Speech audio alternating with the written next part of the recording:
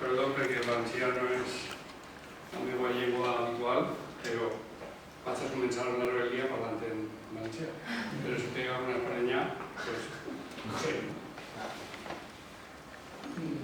Felicitar-vos també per aquesta alternativa, per aquest acte, no? Però la veritat és que tinc el cap ara una miqueta embolicat entre les mariquites, les eleccions, la banca, els ultrasons i el pla general, en aquest moment ja no me'n recordo molt bé del que no va dir. Però jo anava a parlar de la rebel·lia i pensant m'adono que en realitat tots els que han parlat abans de mi han estat parlant de la rebel·lia, però d'una manera diferent. Perquè rebel·lia, al fill a la postre, és adonar-se que n'hi ha una altra manera de fer les coses i que això, si ho fem, si fem una pràctica de la rebel·lia, el món canvia. Perquè, clar, controlar les plagues, per exemple, ens fa molta falta. I la millor manera de controlar les plagues és la rebel·lia. Sobretot les plagues que tenim cada dia, quan mirem el telediari o quan obrim el diari, que són plagues molt pitjors que les pulmons. I la banca li passa el mateix, és a dir, si n'hi ha una reconversió, una transformació, un acte de rebel·lia en com s'estan fent les coses, doncs apareixen banques diferents. I la investigació és el mateix, no pot haver un investigador que no sigui rebel, perquè no investigaria, estaria fent, com diuen els polítics a volta, eso se hace como Dios manda. Es un programa electoral definitivo. Cierra a todos y ya nos deja a todos tranquilos.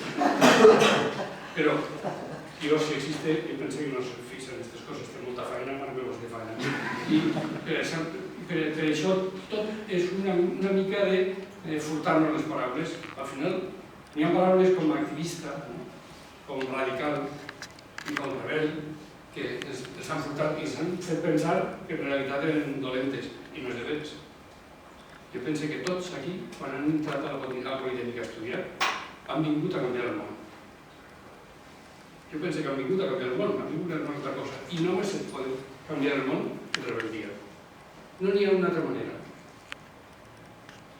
Però aquesta societat, fixeu-vos que un sinònim de xiquet bo és xiquet obedient. Fixeu com es comença a mirar, no? Aquest xiquet és bo perquè fa el que li diuen.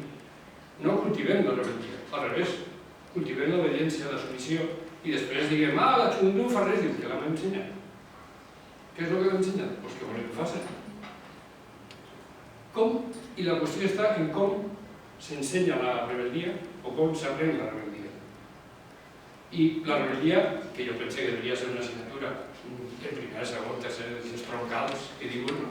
Perquè si no n'hi ha res més troncal que la rebel·lia, per a de veres ser algo i canviar les coses. Com s'ensenya la rebel·lia? Fent-la possible. Què té que fer un professor? No n'hi ha que fer-ho fàcil, perquè si no, no apareix la rebel·lia, però fent-la possible. I com s'aprèn la rebel·lia? Rebel·lant-se. No n'hi ha una altra manera. Rebel·lar-se no és necessàriament anar a les barricades i escopeta i el gabinet en els dents, no necessàriament. Rebel·lia és fer una pràctica de viure transformant la realitat i qüestionant les qüestions. Posant-les en qüestió. Per què un banc té que ser així? Perquè no pot ser d'una altra manera. Per què hem d'aguantar que passen aquestes coses si són majoria? Per què hem de permetre que els artilugios electorals transformen la realitat? Al final, jo soc molt demòcrata, però al final un vot és el reconeixement de la incapacitat de poner-se d'acord. Quan jo vull dir, anem a discutir, votem. I la qualitat d'una democràcia se mesura no en les majories, sinó en les minories. És com tractar les minories aquesta democràcia. Aquesta és una democràcia de qualitat.